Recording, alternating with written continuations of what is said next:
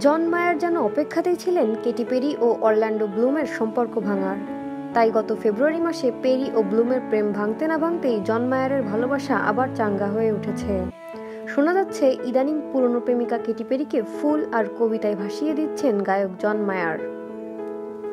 গায়িকা কেটি পেরির ঘনিষ্ঠ এক বন্ধু জানিয়েছেন, মাসখানেক ধরে পেরি ও মায়ারের ঘন ঘন কথা হচ্ছে।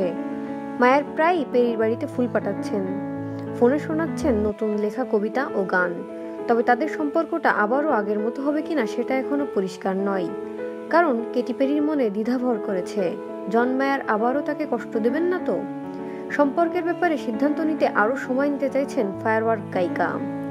তবে জন মায়ারের তর সইছে না, নিজের ভালোবাসাকে তিনি একেবারে জনসম্মুখে নিয়ে এসেছেন। ঘোষণা দিয়েছেন তার নতুন গান still feel like your man লিখেছেন পেরির জন্যই। মায়ার বলেন, আমি তাকে ছাড়া আর কাকে নিয়ে ভাবব। এই গানকে একটি প্রমাণপত্রও বলা যেতে পারে, কারণ এর মধ্য দিয়েই স্পষ্ট যে গত 5-6 বছরে আমার জীবনের একমাত্র সত্যিকারের সম্পর্ক এটাই। ধন্যবাদ আমাদের সাথে থাকার জন্য, এবং পরবর্তী ভিডিও দেখতে অবশ্যই সাবস্ক্রাইব করতে ভুলবেন না।